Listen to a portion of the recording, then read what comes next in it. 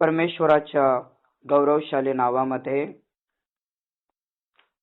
तुम्हा प्रत्येकांचे मी मनापासून आभार मानत आहे. आज अचानक पद्धतीने परमेश्वराचं वचन तुम्हापर्यंत सांगण्याची मला देवाने संधी दिली आणि अवेळी सुवेळी प्रत्येक परिस्थितीमध्ये प्रभूच्या कार्यासाठी मी तयारीत असतो आणि त्यामुळे मला कुठल्याही प्रकारची अडचण येत नाही. आणि म्हणून आज आपण एका वचनाकडे आपलं लक्ष आपण लावणार आहोत. आजचा माझा विषय आहे की मी येशूकडे का आलो. आजचा माझा विषय काय आहे की मी येशूकडे का आलो.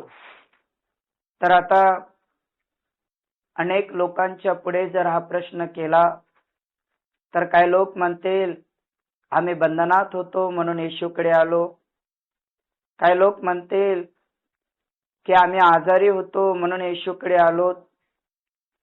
तर काही लोक म्हणतील की आमच्या जीवनात फार मोठमोठ्या समस्या होत्या म्हणून आम्ही येशूकडे आलो.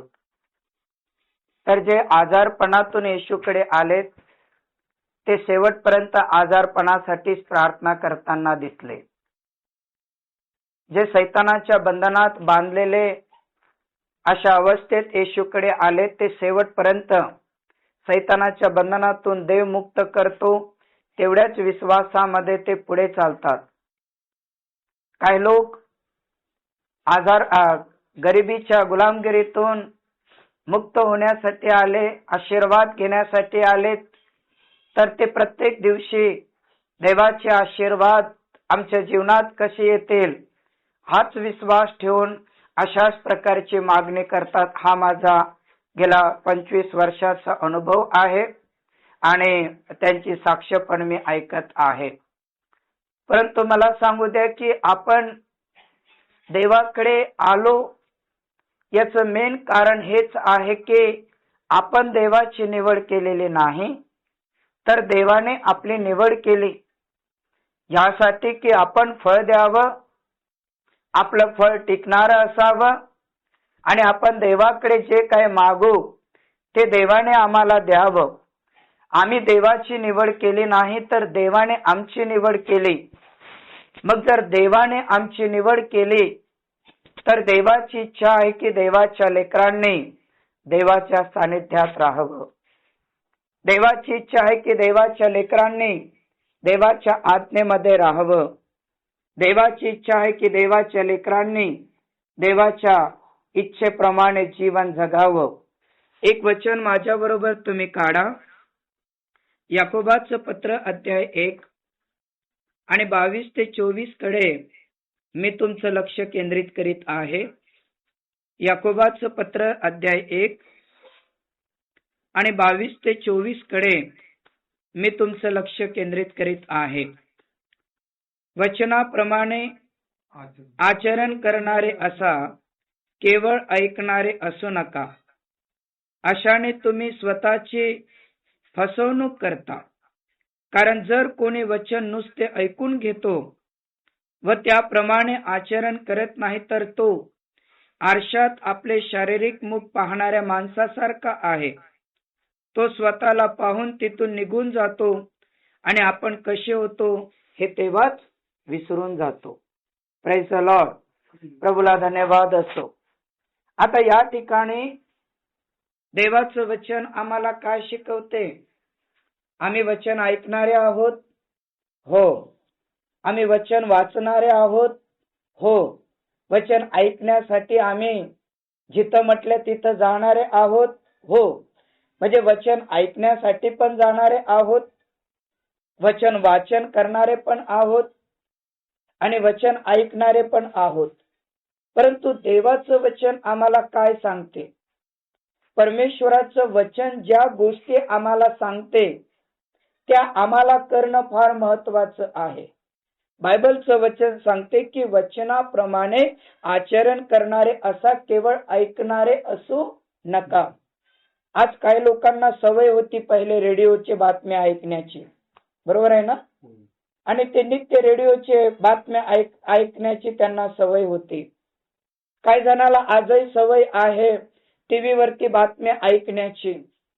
काही जणाला अजूनही सवय आहे पेपरमध्ये काय आलं ते वाचण्याची. म्हणजे ती एक सवय आहे. सवय वेगळं आणि आचरणात आणणं वेगळं. आणि म्हणून बातम्या ऐकण्याची सवय आहे, पेपर वाचण्याची सवय आहे, चार लोकांमध्ये जाऊन बसून थोडस टाइमपास करण्याची काही लोकांना सवय आहे. ते सवय मात्र वेगळी आहे. परंतु परमेश्वराचं वचन आम्हाला सांगते की वचनाप्रमाणे आचरण करणारे असा, केवळ ऐकणारे असू नका. कारण जो कोणी नुसते वचन ऐकून घेतो आणि त्याप्रमाणे आचरण करत नाही, तर तो आरशामध्ये आपलं शारीरिक मुख पाहणाऱ्या माणसासारखा आहे. तो स्वतःचं रूप पाहतो आणि तिथून निघून जातो आणि आम्ही कसं होतं ते वास्तव काय होतो विसरून जातो. म्हणजे वचन नुसतं ऐकणारा जो व्यक्ती आहे तो आरशाच्या पुढे आपलं शारीरिक मुख पाहणारा आहे, आरशाच्या पुढे स्वतःला सजवणारा आहे आणि स्वतःची केस चांगले आहे, स्वतःचा चेहरा चांगला आहे, डोळे स्वच्छ आहे, मेकअप व्यवस्थित आहे, असं पाहून तिथून तो मनुष्य निघून जातो आणि तो विसरून जात असतो. परंतु वचनाप्रमाणे आचरण करणारा व्यक्ती जो आहे तो देवामध्ये राहतो, तो देवाच्या बरोबर राहतो, तो देवाच्या सोबत राहतो आणि तो देवाच्या आशीर्वादाने यशस्वी झाल्याशिवाय राहत नाही. मग वचन ऐकणाऱ्या व्यक्तीच्या जीवनात पहिली गोष्ट की सार्वकालिक जीवन आहे. वचन ऐकणाऱ्या व्यक्तीच्या जीवनामध्ये पहिली गोष्ट की सार्वकालिक जीवन आहे. त्यासाठी तुम्ही योहानकृत शुभवर्तमान अध्याय 5 तुम्ही काढू शकता. योहानकृत शुभवर्तमान अध्याय 5 आणि वचन 24 कडे आपण आपलं लक्ष केंद्रित करणार आहोत. वचन ऐकणाऱ्या व्यक्तीला सार्वकालिक जीवन आहे, हे मात्र आपल्याला विसरता येत नाही. हा वाचा. मी तुम्हाला खचित खचित सांगतो, जो माझे वचन ऐकतो. हा काय शब्द वापरला? जो माझे वचन ऐकतो आणि ज्याने मला पाठवले त्याच्यावर विश्वास ठेवतो त्याला सार्वकालिक जीवन प्राप्त झाले आहे आणि त्यावर न्यायाचा प्रसंग येणार नाही. तो मरणातून जीवनात पार गेलेला आहे. खचित खचित या शब्दाचा अर्थ काय आहे? शपथपूर्वक नाही का, खात्रीपूर्वक आणि विश्वासपूर्वक. खचित खचित या शब्दाचा अर्थ तशा प्रकारे निघते की मी येशू म्हणतो की मी शपथपूर्वक सांगतो, विश्वासपूर्वक सांगतो आणि खात्रीपूर्वक सांगतो. काय? मी तुम्हाला खचित खचित सांगतो, जो माझं वचन ऐकतो आणि ज्याने मला पाठविले त्याच्यावर विश्वास ठेवतो त्याला सार्वकालिक जीवन आहे. विश्वास ठेवणाऱ्याला सार्वकालिक जीवन नाही आहे. विश्वास तर भूतही ठेवतात आणि थरथर थरथर कापतात. बायबल सांगते की जो माझं वचन ऐकतो आणि वचन ऐकून जो माझ्यावर विश्वास ठेवतो त्याला सार्वकालिक जीवन प्राप्त झाले आहे. त्याच्यावर न्यायाचा प्रसंग येणार नाही. तो मरणाच्या दारीतून सुटून सार्वकालिक जीवनाकडे तो गेला. कारण देवाचं वचन जे आहे ते खडक फोडून सुद्धा मार्ग तयार करणारं देवाचं वचन आहे. परमेश्वराचं वचन एक सामर्थ्याने भरलेलं आहे. इस्रायल लोकांच्या वेळेस ज्यावेळेस परमेश्वर मोशेच्या द्वारे बोलत होता तेव्हा इस्रायल लोक थरथर थरथर कापत होते, आपले कान झाकत होते आणि मोशेला म्हणत होते की देवाची वाणी ऐकल्याच्या नंतर आम्ही जिवंत राहू शकत नाही. तू देवाचं वचन ऐक आणि आम्हाला येऊन सांग. तू देवाच्या जवळ जा, तू देवाचं वचन ऐक आणि आम्हाला सांग, कारण आम्ही त्याचं वचन ऐकल्याच्या नंतर आम्ही जिवंत राहू शकत नाही. इतका पावर, इतकं सामर्थ्य, इतका अभिषेक देवाच्या वचनात आहे. आणि तोच प्रवेश म्हणतो की मी तुम्हाला खचित खचित खचित खचित सांगतो, जो माझं वचन ऐकतो. याचा मतलब वचन शिकवणारे आहेत, ऐकणारे कुठं आहेत? Praise the Lord. बरोबर आहे ना? वचन शिकवणाऱ्याला देवाने सांगितलं की तुम्ही वचन शिकवा, आणि ऐकणाऱ्याला देवाने सांगितलं की तुम्ही वचन ऐका. कारण इथं शब्द काय वापरला? मी तुम्हाला खचित खचित सांगतो, जो माझं वचन ऐकतो. म्हणजे शिकवणारा कुणीतरी आहे, सांगणारा कुणीतरी आहे, देवाच्या वचनाची फोड करून योग्य ते शिक्षण देणारा कोणीतरी आहे. आणि जो माझं वचन ऐकतो, वचन ऐकून जो माझ्यावरती विश्वास ठेवतो आणि वचनाप्रमाणे आचरण करतो, त्याला सार्वकालिक जीवन आहे. माझा देवावर विश्वास आहे, मला सार्वकालिक जीवन मिळेल. मी देवाकडे प्रार्थना करतो, मला सार्वकालिक जीवन मिळेल. मी येशू शिवाय दुसरं कुठलाही प्रसाद खात नाही, मला सार्वकालिक जीवन मिळेल. असे म्हणणारे लोक जे आहे आजही अंधकारातच आहेत, आजही कर्मकांडमध्येच आहेत, आजही अंधश्रद्धेमध्येच आहे. परंतु देवाच्या वचनात राहणारा, कारण स्तोत्र 1 आणि वचन 1 आणि 2 काय सांगते? धन्य तो पुरुष जो दुर्जनाच्या मसलतीने चालत नाही, निंद करणाऱ्या लोकांमध्ये जाऊन बसत नाही आणि पापी जनाच्या सभेत उभा राहत नाही. तिथे काय लिहिलेलं आहे? तिथे काय लिहिलेलं आहे? निंदकाच्या बैठकीत जाऊन बसत नाही. म्हणजे निंदकाच्या बैठकीत जाऊन बसणं सुद्धा एक प्रकारचा श्राप आहे. धन्य या शब्दाचा अर्थ काय आहे? आशीर्वाद. बरोबर आहे ना? धन्य तो व्यक्ती जो दुर्जनाच्या मसलतीने चालत नाही, निंदा करणाऱ्या लोकांमध्ये जाऊन बसत नाही आणि पापी जनाच्या सभेत उभा पण राहत नाही. देवाने निंदकाच्या बैठकीत बसायची मनाई केली, पापी जनाच्या सभेत उभं राहण्याची मनाई केली, दुर्जनाचे वाईट शब्द ऐकण्याची मनाई केले. तर परमेश्वराच्या नियमशास्त्रात रमतो, अहोरात्र नियमशास्त्राच्या वचनाचं मनन करतो, तो धन्य आहे, तो आशीर्वादित आहे, तो हंगामी फळ देणारा आहे. मला त्या लोकांचा राग येते की मला कंटाळा आला, मला त्या लोकांचा राग येते की मी बोर झालो, मला त्या लोकांचा राग येते की नाही मला बोर झालो म्हणून मी तुमच्याकडे आलो. जेव्हा आपण बोर होतो, जेव्हा आपण एकटे असतो, तोच समय परमेश्वर त्याचं वचन वाचण्यासाठी आपल्याला देतो. बरोबर आहे? बरोबर आहे? तोच समय परमेश्वर आपल्याकडे प्रार्थनेला देतो. परंतु आपले लोक कंटाळा आला म्हणून ती कुठेतरी जाऊन बसतात, बोर झालं म्हणून कोणासोबत तरी बोलतात. एकांत वेळ जो परमेश्वर आपल्याला देतो, तो परमेश्वराच्या सानिध्यात, परमेश्वराच्या सहभागितेत, परमेश्वराच्या सोबत राहण्यासाठी देत असतो. आणि म्हणून कधी माझ्या घरी तुम्ही या, माझ्या उशाच्या पाठीमागं तुम्हाला काय दिसते? पुस्तकच दिसते, बायबलच दिसते. का? कारण त्याच्या पलीकडे दुसरीकडे लक्ष केंद्रित करत नाही. कारण वचन नुसतं ऐकण्यापेक्षा वचनाप्रमाणे आचरण करणारे लोक देवाला आवडतात. वचनाप्रमाणे आचरण करणारे लोक देवाला आवडतात. एक वचन वाचा माझ्या बरोबर, इब्री लोकास पत्र अध्याय 4 आणि वचन 12. इब्री 4 आणि वचन 12. देवाचे वचन सजीव, सतेज, कोणत्याही दुधारी तलवारीपेक्षा तीक्ष्ण, जीव व आत्मा, सांधे व मज्जा यास भेदून आरपार जाणारे आणि मनाच्या भावना व कल्पना याचे परीक्षक असे आहे. काय आहे वचन? वचन काय आहे? दुधारी तलवार. कारण परमेश्वराचं वचन सजीव आहे, सक्रिय आहे, कोणत्याही दुधारी तलवारीपेक्षा कसं आहे? तीक्ष्ण आहे. जीव, आत्मा, सांधे, मज्जा, किती 4 गोष्टी आहे.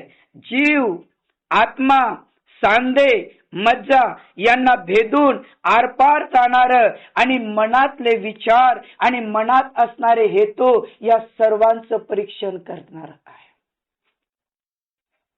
जसं एखाद्या लेकराला ताप आला, गोळी दिल्याच्या नंतर ताप लवकर बरा होत नाही, म्हणून डॉक्टर काय म्हणतो, याला काय देऊ आपण, एक इंजेक्शन देऊ. इंजेक्शन दिल्याच्या नंतर ते इंजेक्शन जे आहे, जेव्हा ते रक्तामध्ये भिडते तेव्हा तापाचे जंतू, तापाचे इन्फेक्शन 15 ते 20 मिनिटात मारून टाकते आणि त्या लेकराचा ताप उतरतो आणि ते लेकरू खेळायला लागते.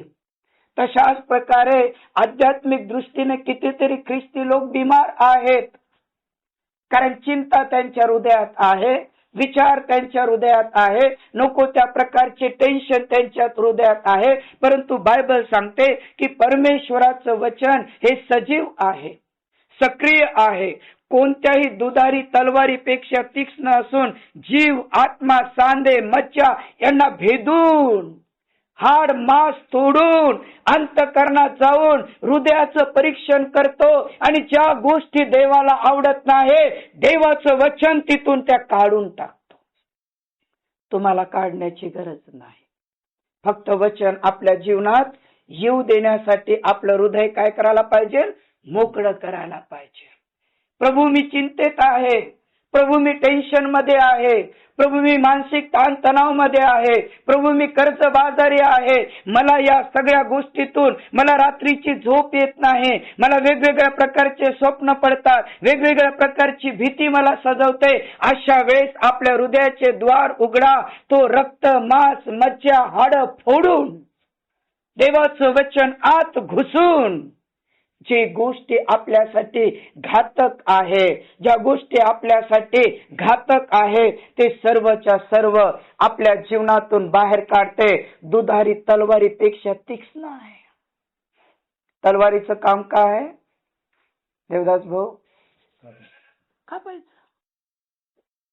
तुमचं कोवळं मांस असो का तुमचं जरड मांस असो की तुमचं कोणते असो, तलवारीचं काम काय? तोडून टाकणे आहे. त्या तलवारीपेक्षा तीक्ष्ण म्हणजे आपल्या हृदयात ज्या गोष्टी देवाला न आवडणार, एखादी इन्फेक्शन आलं असेल, एखादी पाप आलं असेल, तर तोडून फोडून बाहेर काढल्याशिवाय राहत नाही. अशा प्रकारे हे परमेश्वराचं वचन आहे. म्हणून यहोशुआ 1:8 काय सांगते? नियमशास्त्राचा ग्रंथ, पाठांतर असेल ना वचन, यहोशुआ 1:8 है का नाही? नियमशास्त्राचा ग्रंथ सदैव तुझ्या मुखात असू दे, त्यात जे लिहिलेलं आहे ते काळजीपूर्वक पाळ, रात्र दिवस मनन कर, म्हणजे तुझा मार्ग सुखाचा होईल आणि तुला यश प्राप्त होईल. नियमशास्त्राचा ग्रंथ सदैव तुझ्या मुखात असू दे, त्यात जे लिहिलेलं आहे ते काळजीपूर्वक पाळ आणि रात्र दिवस मनन कर, म्हणजे तुझा मार्ग सुखाचा होईल. आमचा मार्ग सुखाचा व्हावा म्हणून आम्ही काय करतो? प्रार्थना करतो.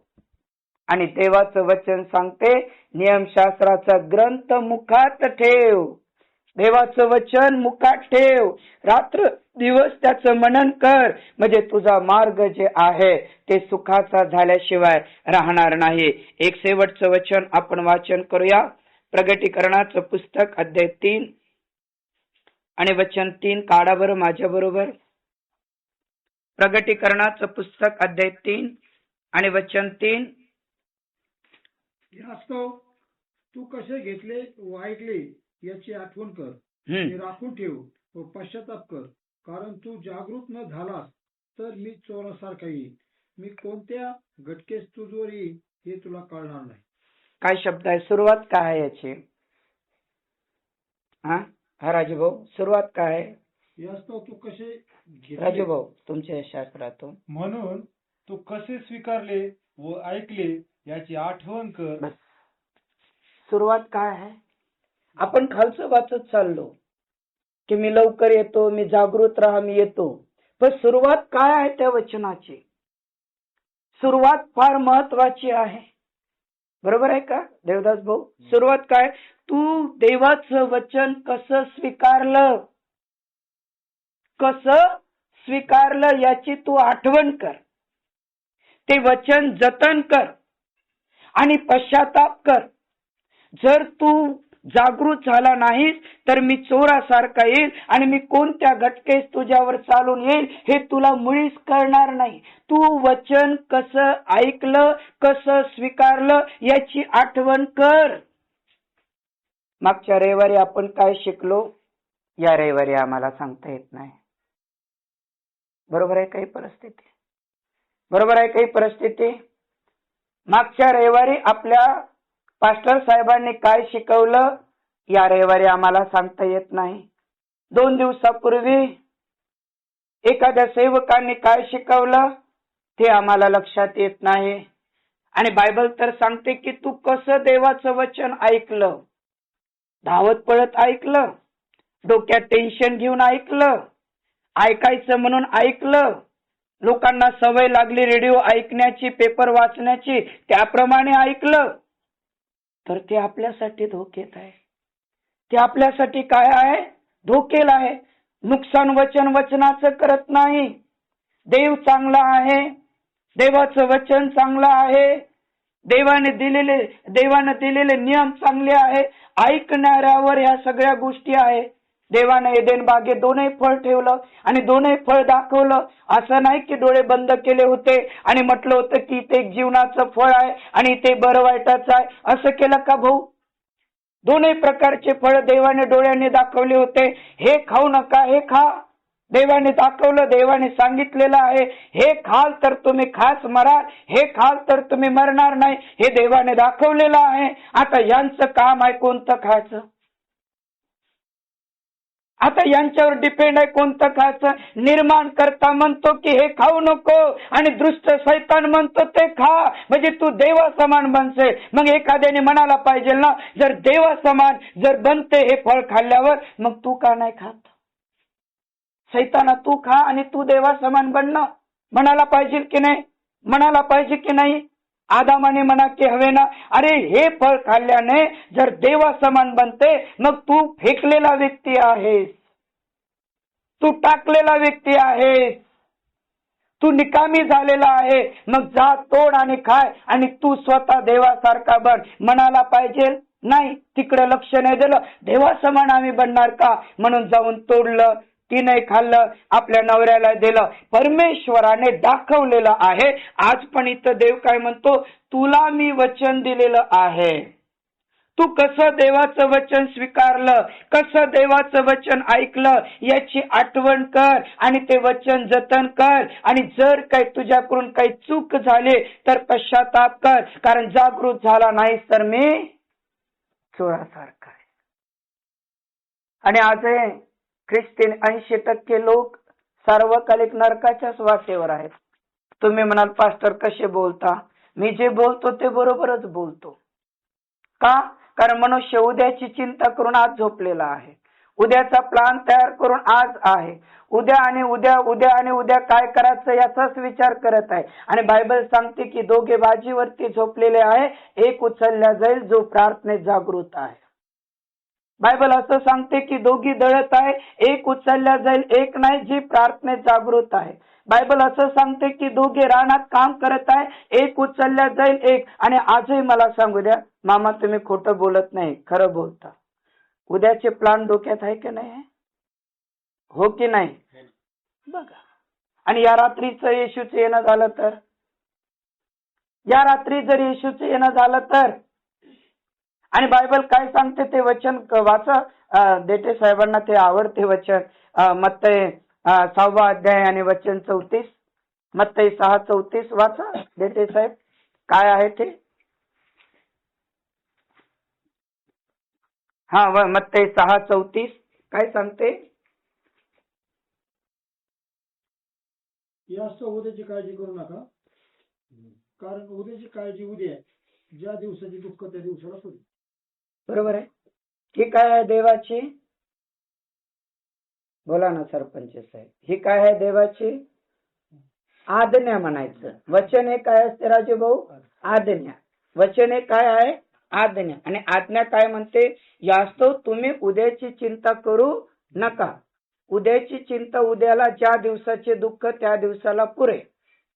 आणि आम्ही मोबाईल मधून आहे ना आठवड्याभराचा प्लॅन तयार करून ठेवला. मला तर वाटते महिन्याभराचा प्लॅन तयार करून ठेवला. आणि प्रभू येशू ख्रिस्त प्रगती 3 आणि 3 मध्ये काय म्हणतो, मी कोणत्या घटकेस तुझ्यावर चालून येईल हे तुला मुळीच कळणार नाही. प्रगती 3 आणि 3 तुम्ही पाठांतर करा बरं का. प्रगती 3 आणि 3 हे पाठांतर करा. मी कोणत्या घटकेस तुझ्यावर चालून येईल हे तुला मुळीच कळणार नाही.